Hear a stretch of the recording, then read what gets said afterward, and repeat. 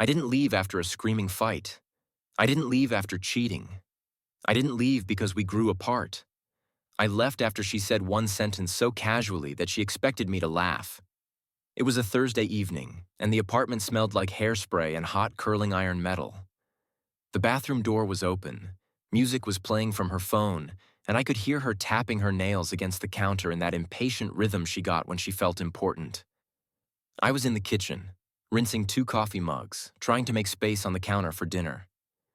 We weren't poor, but we lived carefully. Rent, utilities, her skincare, my car payment, and the networking brunches that somehow cost more than groceries. "Babe," she called, voice bright. "Come here a sec."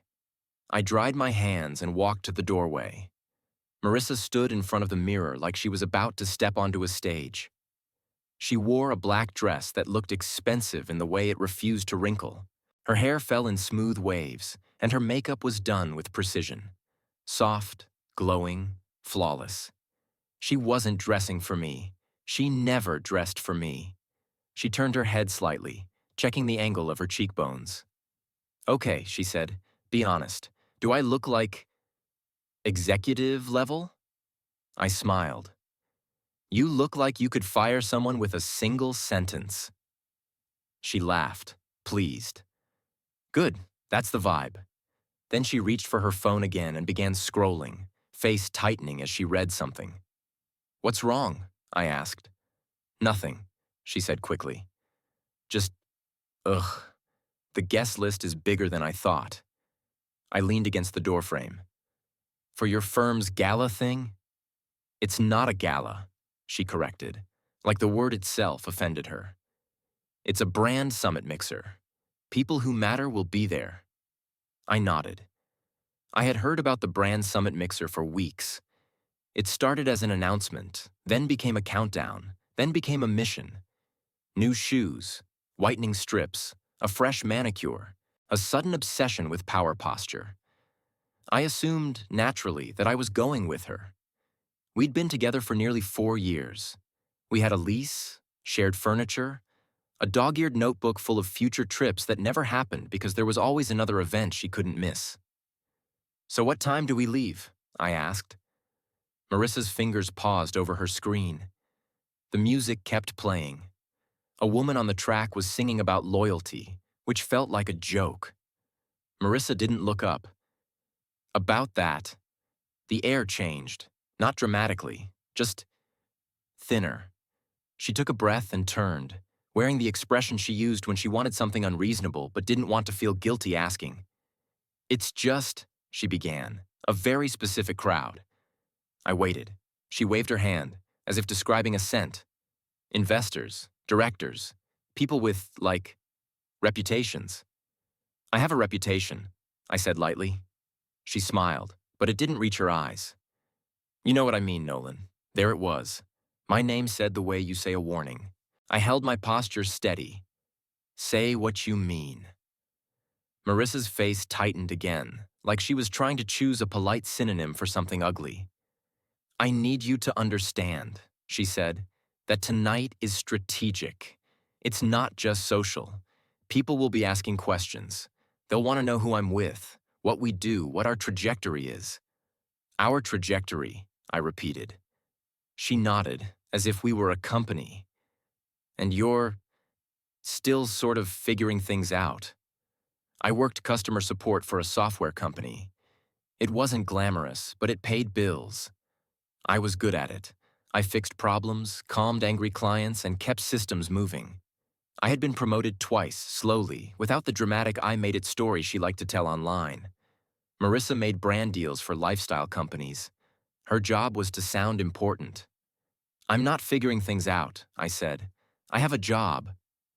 She exhaled through her nose. "Yes, but, Nolan, I can't spend the entire night explaining you, explaining me." She finally looked at me, and her eyes had that careful, rehearsed kindness. The kind you put on when you're about to insult someone but want credit for being gentle. "It's just one night," she said. "I want you to stay home. Relax. Maybe order food. Watch your show. You'll be happier. These people can be judgmental." "You mean you're worried they'll judge you?" I said. Marissa's jaw moved, a tiny clench. I'm worried they'll judge. The whole picture. The whole picture. I stared at her, and a memory flashed. 2 years earlier, when she'd bombed a pitch meeting and came home shaking, convinced she'd ruined her career. I had sat on the floor with her in that same bathroom, passing tissues, telling her to breathe. I had stayed up until 2 a.m. helping her rebuild her slide deck. She had kissed my forehead and whispered, "You're the only calm thing in my life." Now I was a blur she wanted to crop out. Marissa softened her voice. I'm not saying you're not good. You are. You're kind. You're stable. I love that about you. Stable isn't sexy, I said without thinking. She blinked, caught. Then she made a small shrug. It's not about sexy. It's about perception. And suddenly the last year of our life rearranged itself in my head like puzzle pieces snapping into place. How she introduced me less and less. How she called me my boyfriend instead of Nolan. How she posted photos of dinners without posting the person across the table. How she praised me in private but joked about my normal job with her friends. It wasn't new. It was simply finally spoken aloud. I didn't shout. I didn't argue. The fight drained out of me so completely that it felt like someone opened a valve and let it all pour away. Okay, I said. Marissa's shoulders dropped in relief. She misread my calm as agreement. She always did. Thank you, she said, stepping forward and giving me a quick kiss, more habit than affection. You're being so understanding. I'll make it up to you this weekend. We'll do that steak place you like. Just us. Just us. As if I were something she could enjoy in private but not in public. She turned back to the mirror, already checking her reflection again. I need to be there early, she said. There's a photo wall, and I want to catch Daniel Firth before he gets swarmed. He's the one who funds half these startups. I nodded as if I cared, as if I hadn't just been told I was a risk to her brand. Marissa grabbed her coat and clutch, and for a moment I watched her. This version of her, polished and hungry, like she was marching toward a prize. At the door, she paused and smiled. Don't be weird tonight, okay? I won't, I said, and I meant it, because I wasn't going to be here. The lock clicked behind her. The apartment fell quiet, except for the refrigerator hum and the faint traffic outside. I stood still for a full minute, letting the silence settle. Then I moved. Not like a heartbroken man, like someone doing inventory. My hands worked faster than my thoughts. I pulled my passport from the drawer where we kept important stuff. I gathered my documents. I unplugged my laptop. I took the watch my grandfather left me. I tossed clothes into a suitcase. Functional things. Jeans, work shirts, a jacket. I didn't take the outfits she'd bought me for her friends' weddings. Those could stay, like ghosts. I didn't touch her things. This wasn't revenge. It was separation. I called my sister, Paige. She answered with music blaring in the background. Hey, she said, aren't you going to that fancy thing with Marissa? I need your car, I said. The music cut off. What? I need your car, and I need you to come help me move. Right now. A pause. Nolan, what happened? I spoke evenly, as if reading a report. She said I shouldn't go because it'll hurt her image. So I'm leaving. Paige exhaled hard.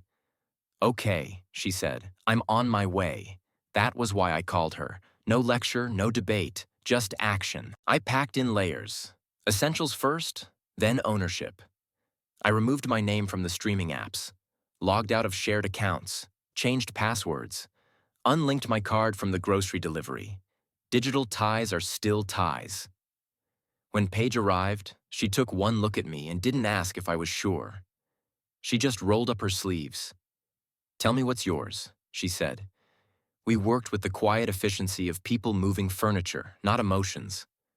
My desk, my chair, the bookshelf I had built in college, the blender I bought before Marissa and I met, the framed poster from my first apartment, My guitar, which she always called a cute hobby.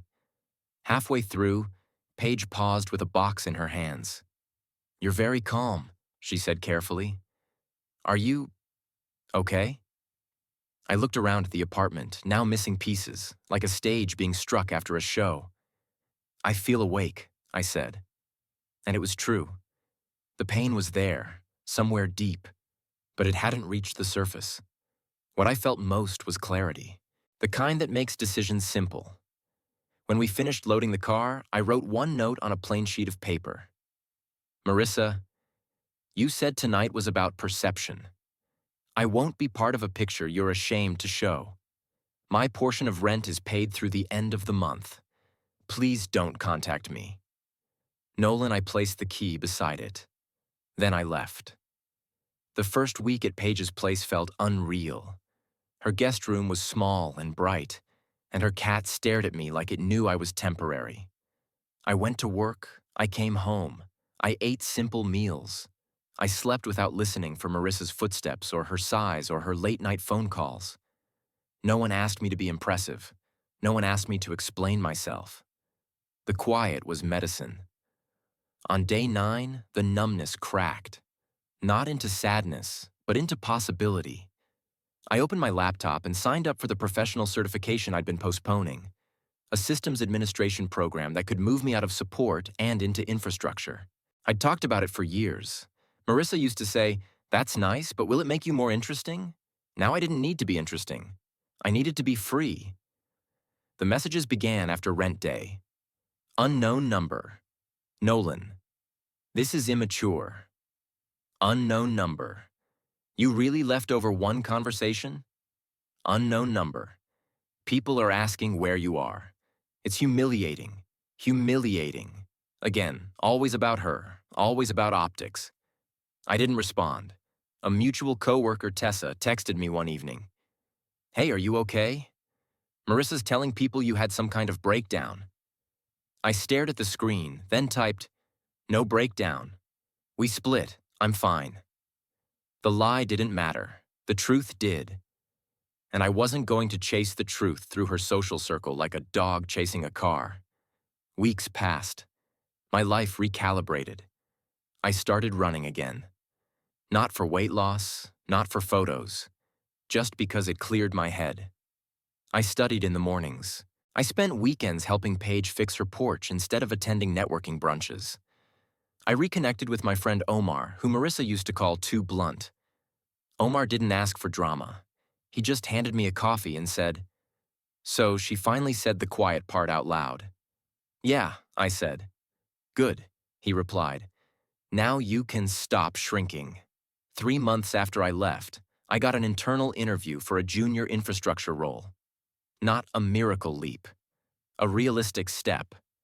I prepared with the focus of someone building a new life out of bricks, not wishes. I got the job. A small title change. A meaningful raise. A new team that cared about competence more than image. Paige took me out for cheap tacos to celebrate. She clinked her cup against mine. "To being chosen by yourself," she said. I smiled. To not being explained. By the time 6 months passed, Marissa had become a story I told rarely, like a weird dream you don't want to analyze too much. Then I saw her.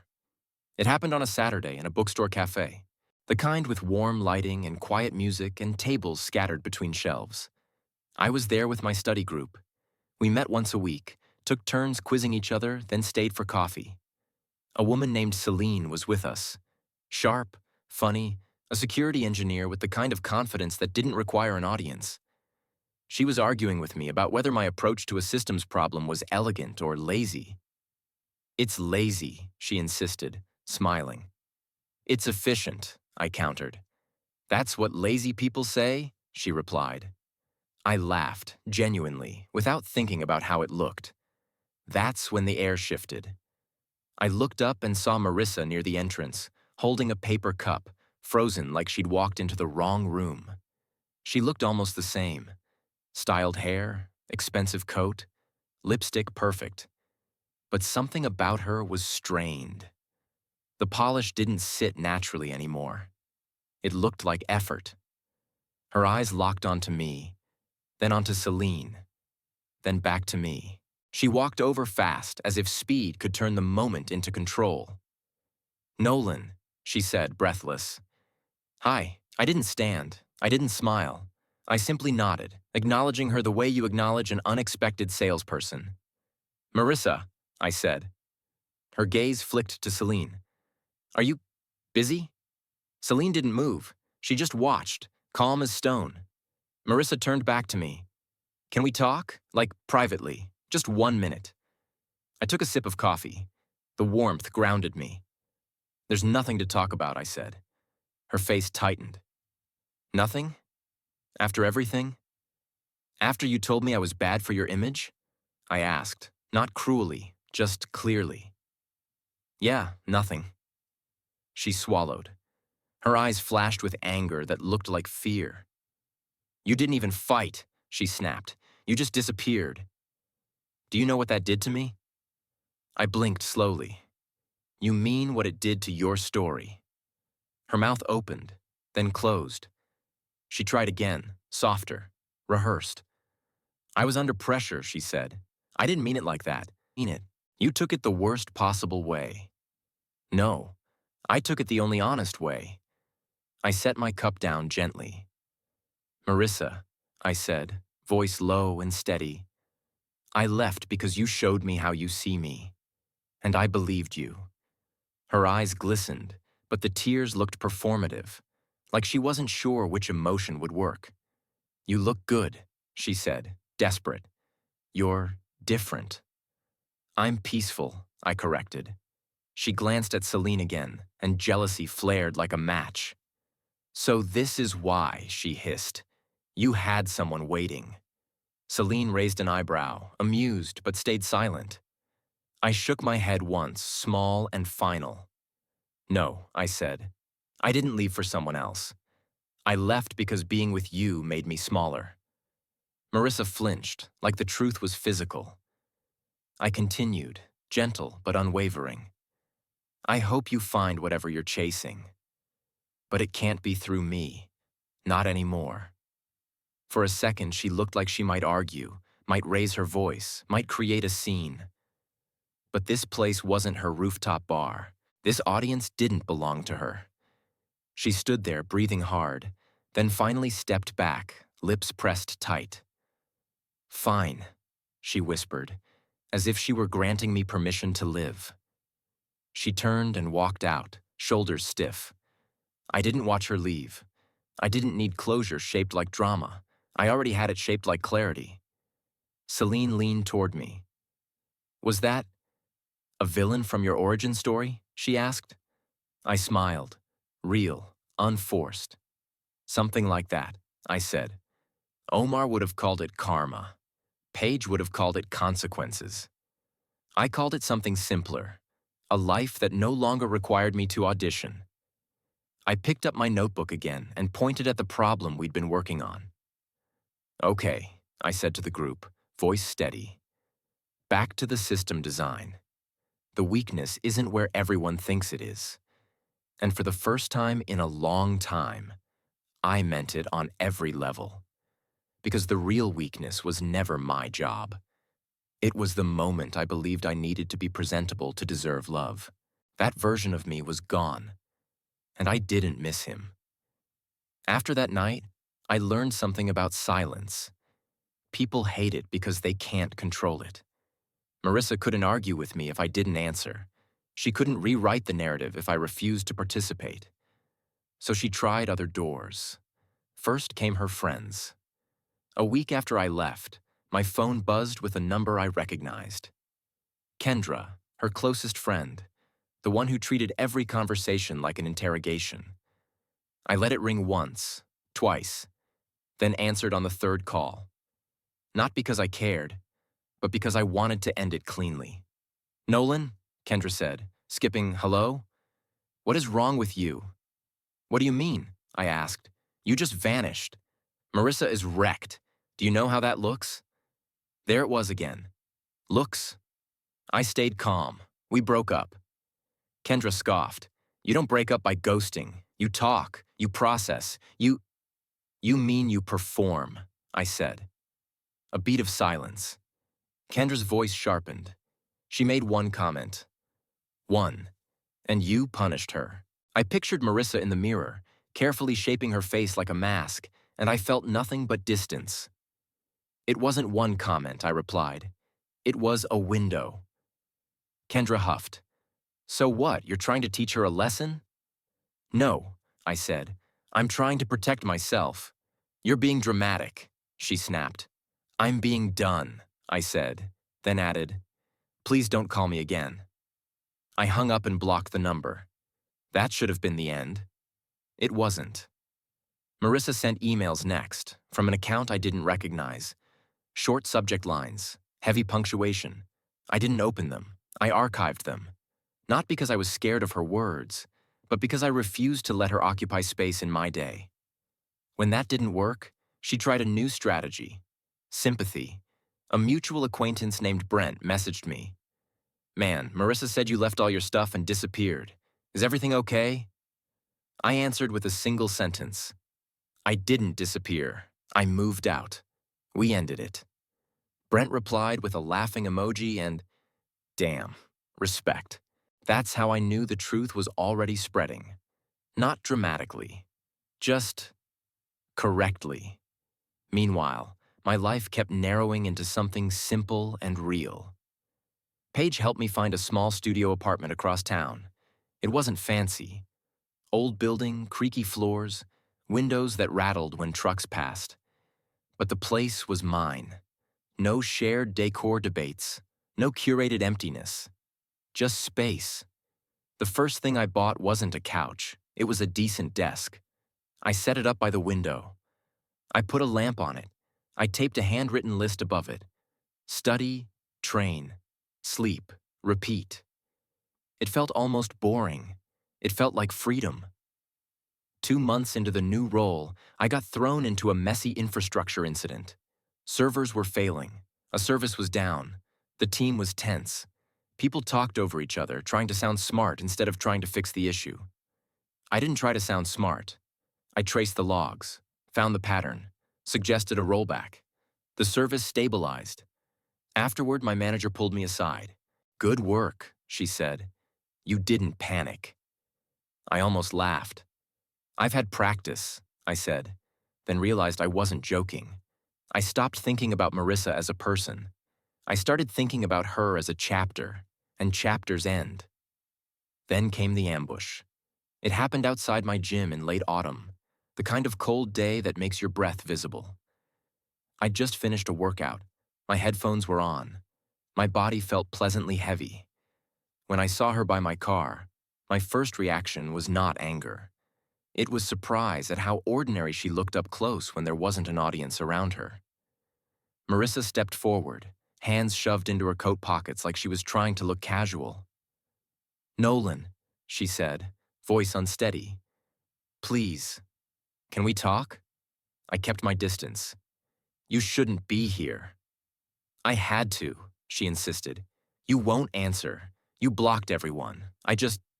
She swallowed hard and forced her voice softer, the way she used to when she wanted to sell an apology. I didn't mean it, she said. I was stressed. You know I get intense when something matters. Something, I repeated. Her eyes flashed. Don't do that. Do what? Make me sound shallow, she snapped, then immediately tried to recover. That's not what I meant. I just needed the night to go well. You know how competitive my industry is. I nodded once. I know. Her shoulders rose with hope, thinking I was agreeing. So, come back, she said quickly. We can fix this. I'll do better. She reached for my arm like physical touch could rewrite history. I stepped back before she could make contact. Marissa's face twisted, frustration punching through her performance. You really think you're better than me now? She hissed. The question was a confession. Her fear wasn't losing love. It was losing status, losing control, losing the story where she was always the one choosing. I exhaled slowly. No, I said. I think I'm better to myself without you." Her eyes filled, but the tears didn't soften her features. They sharpened them. "You're ruining me," she whispered. I looked at her, really looked, and felt a strange, quiet sadness, not for her heartbreak, for her emptiness. "I'm not ruining you," I said. "I'm just not holding you up anymore." She flinched like she'd been slapped. I unlocked my car, got in, and closed the door. Through the glass, her mouth moved, still talking, still pushing, still trying to force a scene. I started the engine and drove away. That was the last time she had access to my life in real time. Everything after that was echo. Winter became spring. I passed my certification exam on the first attempt. I printed the results and taped them above my desk, then later replaced the paper with a framed certificate when I could afford it. My pay increased again, not overnight, not like an influencer's six-figure-in-a-month fantasy. Slowly, earned, real. I started cooking instead of ordering takeout. I learned which meals made me feel good. I learned what my apartment sounded like when it was peaceful. Kettle boiling, keyboard clicks, distant city noise. I built a life that didn't require approval. And then, because life has a sense of timing, the universe delivered one final test. A year after I left, my team was invited to a multi-company tech panel. It was held in a hotel ballroom with those same glossy people Marissa used to chase. Consultants, founders, investors. I went. Not because I wanted them, because I belonged there now, without shrinking. During the networking portion, someone touched my elbow. I turned and saw Marissa. She had a badge around her neck, and her smile was stretched tight, like elastic about to snap. Her eyes darted over my blazer, my posture, the calm on my face. "Nolan," she said softly. "Wow." I nodded. "Marissa." She looked around, as if the room itself was proof that she had been right to worry about perception. "I didn't think I'd see you here," she said. "I work here," I replied, then corrected, "I'm speaking here." That landed. I saw it land. Not as admiration, but as regret mixed with embarrassment, the kind that burns hot and ugly. "So," she said quickly, "you're doing well." "Yes," I said. She waited for me to add more, to invite her into the new story, to reassure her that she still mattered. I didn't. Her smile trembled. "I always knew you had potential," she said, trying to claim ownership of it. I met her eyes. "You knew I was stable. You just didn't value it." Her cheeks colored. "That's not fair. It's accurate," I said. For a moment, the mask slipped, and I saw raw frustration. "You're acting like I'm some villain," she muttered. I shrugged slightly. "You're not a villain. You're just not my person." That phrase, "my person," used to be something she said when she wanted me to hold her together. Now it belonged to nobody but me. Marissa opened her mouth, then closed it. She looked past me at the crowd, as if searching for a better audience. Finally, she forced a smile. "Well, good for you," she said, and the bitterness underneath made it sound like a curse. I nodded once. "Have a good night." Then I turned away, toward my colleagues, toward my work, toward a life that didn't require anyone to explain me. And that was it. No dramatic ending, no revenge speech, no applause, just a quiet, irreversible choice. The kind that changes everything. Enjoyed the story? Subscribe and hit like. Don't miss the next one.